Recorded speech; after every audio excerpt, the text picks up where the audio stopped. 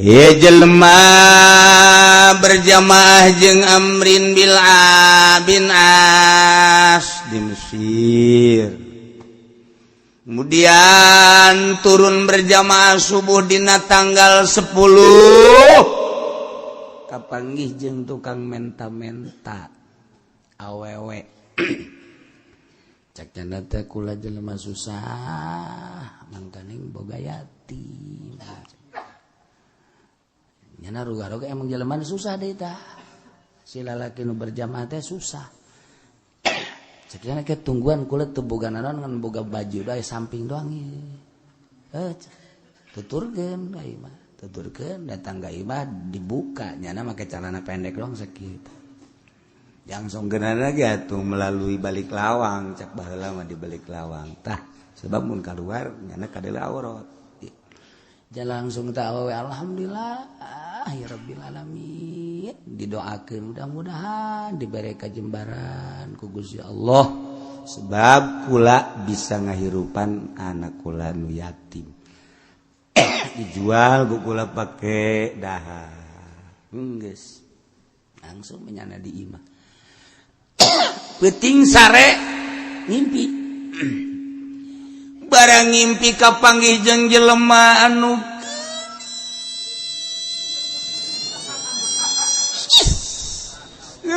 hese tandingna irungna mancung bibirna beureum matana bureuleuh bulu matana benting pipina ngadaun seureum gadona endog sapoto. Ya Allah, panu di imah ente mah endog hijian.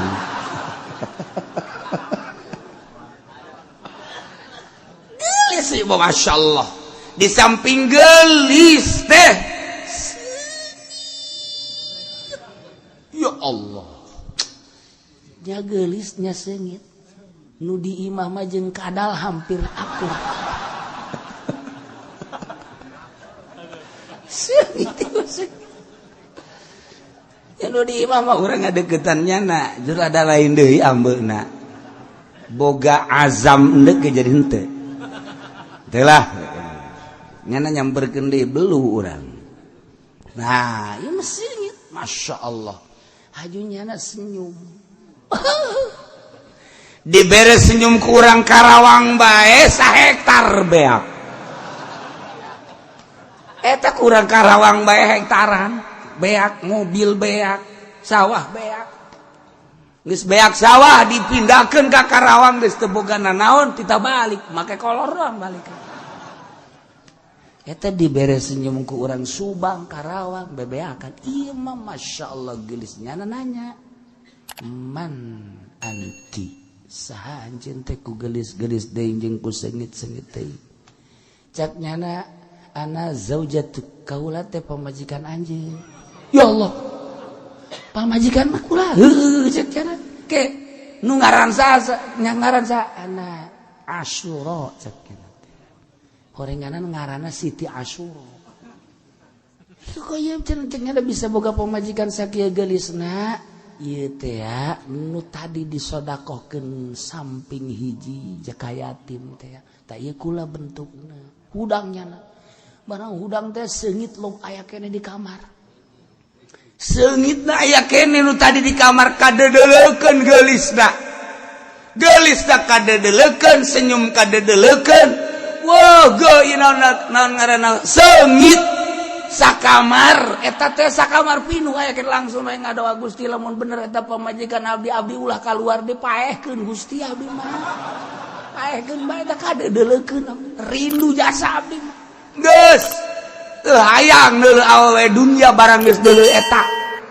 nu di dunia bangonna teh masyaallah jeung negro masih bagusan negro iku geulis-geulis teuing masyaallah nyana langsung ngadoa diijabah doana kelepek we pae harita kena senyum pae lagi senyum rame atuh maot di urusan sanggeusna di urusan malam kahiji malam kadua malam katilu aya lah wali Allah ngadoa hayang nyaho ieu mendadak amat naon hayang nyaho nya ngadoa ka Allah minta dipangbukakeun hijab waliullah sare ngimpi kapanggih jeung eta lalaki keur aya di pelamunan masyaallah serang pelamunan wong Jawa iku mah arep apa ke pelamunan weh pelaminan ge sudah mah mengkono ya pelamunan wong Jawa kowe ge kumaha tuh aya di pelaminan ya Allah ditanya indah-indah ting aya naon iyalah pemajikan kula nu kula selalu rindu minta ka Gusti embung diengkekeun deui diijabah ku Gusti ya Allah sedekah ka emak yatim sedekah ka yatim tanggal 10 keur meujeuhna ditongton ku Gusti Allah ku para malaikat ya Allah ya Rabbi keur ngaji mah kabita aman